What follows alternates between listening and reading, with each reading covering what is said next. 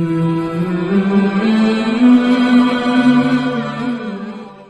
ابي سعيد رضي الله عنه قال قال رسول الله صلى الله عليه وسلم ان امن الناس علي في ماله وصحبته ابو بكر رواہ الامام الحافظ مسلم بن حجاج القشیری فی صحیحہ۔ تاریخ الخلفاء میں امام جعفر صادق رحمۃ اللہ علیہ فرماتے ہیں اس شخص سے میرا کوئی واسطہ نہیں جو حضرت ابو بکر صدیق اور حضرت عمر فاروق رضی اللہ تعالی عنہ کا ذکر خیر و خوبی کے ساتھ نہ کرے۔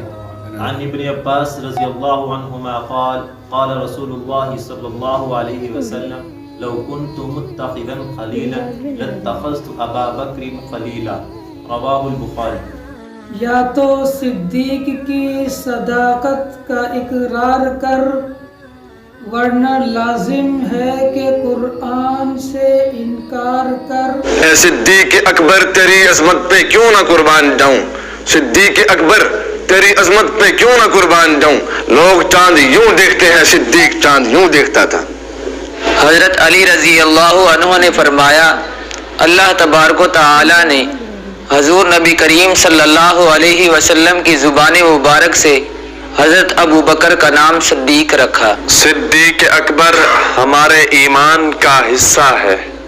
دنیائی صداقت میں تیرا نام رہے گا، صدیق تیرے نام سے اسلام رہے گا۔ پروانے کو چراغ بلبل کو پھول بس، صدیق کے لیے خدا کا رسول بس۔ جب تک سورج چاند رہے گا صدیق تیرا نام رہے گا۔ حضور نبی کریم صلی اللہ علیہ وسلم نے ارشاد فرمایا اگر دنیا میں میرا کوئی خلیل ہوتا تو سیدنا صدیق اکبر رضی اللہ تعالی عنہ ہوتا۔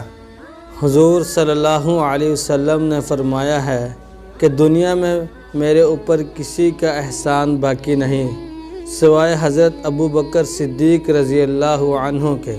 حضور صلی اللہ علیہ وسلم کا ارشاد ہے انت صاحبی فی الغار و صاحبی علی الحوض۔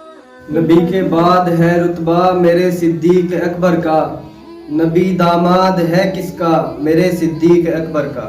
روح البیان میں لکھا ہے سیدنا ابو بکر صدیق رضی اللہ تعالیٰ عنہ نے عرض کی یا رسول اللہ میرا دل یہ چاہتا ہے کہ میں ہر وقت آپ کے چہرے کی زیارت کرتا رہوں۔ پہلا مددگار پہلا صحابی نبی نے جسے ہر قدم پر دعا دی۔ اسلام کے سب سے پہلے خلیفہ حضرت ابو بکر صدیق رضی اللہ تعالیٰ عنہ ہے۔ روح البیان میں لکھا ہے کہ سیدنا صدیق اکبر رضی اللہ تعالیٰ عنہ نے حضور صلی اللہ علیہ وسلم سے کہا کہ آقا میرا دل چاہتا ہے کہ میں اپنا مال سارا آپ پر قربان کروں۔